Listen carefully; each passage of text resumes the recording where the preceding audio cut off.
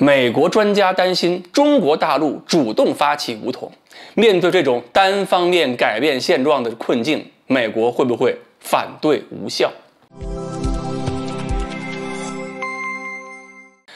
各位网友，大家好，我是罗小飞。美国呢一直在各种外交场合说反对单方面改变台海现状，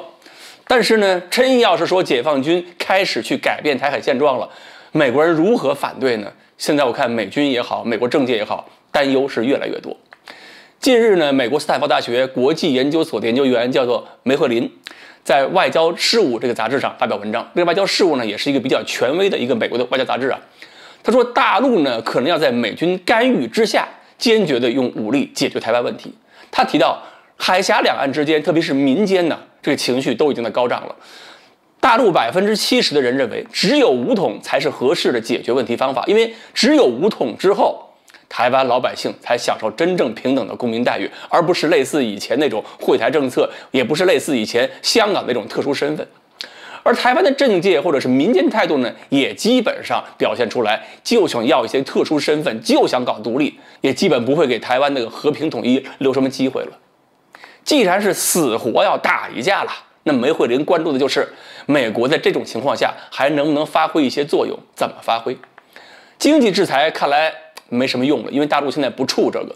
他就判断一定要武力解决问题。那么判断武统呢是4个环节嘛：联合打击阶段、封锁阶段、反干涉阶段，还有这个2栖攻击阶段。他认为风险最大的就是登陆作战2栖攻击阶段，这个阶段是解放军最薄弱的环节。联合打击啊、封锁啊、反干涉，这个美军真管不起，他只敢管这个2栖攻击。如果在登陆这个阶段，美军主动对解放军的这个进攻态势进行破坏，比如说破坏解放军的登陆作战能力，打击解放军所依赖的各种设施啊、登陆舰艇啊，这样可以打乱我们的作战节奏嘛。只要节奏一乱，我们的风险就是最大的。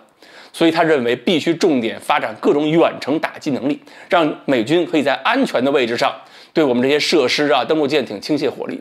而最近呢，美军在太平洋所积蓄的各种弹药也确实体现这种思路了，都是在2000公里、500多公里好几个档次上嘛，积蓄各种远程的隐身弹药，目的也就是避免跟解放军近距离接触，尽量的比射程、比弹药量减伤亡。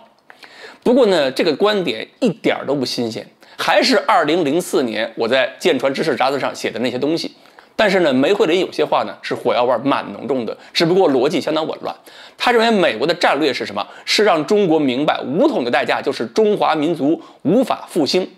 同时又担心美国发起打击将会引发中美战争，而且怕一旦是美军被打败，中国将成为亚太地区新的主导力量。这根本就是废话。什么叫做武统的代价就是中华民族无法复兴啊？因为不统一，我们怎么谈得上去复兴啊？而且又想打击中国，还是主动打击，还要不发生中美战争，怎么可能？以为解放军这边单方面挨打吗？梅惠林还认为，美国的战略是需要多个国家同时参与的，然后又估计说是没几个国家肯参与，所以说来说去，这篇被外交事务重点推荐的文章仍然是情况分析汇总，还是没有在左右为难的情况下下决心走出来。所以也代表了美国对未来亚太战略格局的一种焦虑，就是台湾会不会是多米诺骨牌的第一块？它要是倒了，美国在亚太地区的整个战略链条是不是全会垮掉？其实呢，美国人还是没有明白，中国现在的发展其实就是美国人自己逼出来的。如果不是台湾问题上让中国感到美国的威胁，如果不是台海问题上美国搞什么军售、搞什么平衡，去支持台独势力，那么台湾问题可能早就和平解决了。美国担心的很多问题也就根本不是问题了。梅惠林呢，说到底还是不懂中国，他不明白中国对美国的态度其实就是美国对中国态度的反射。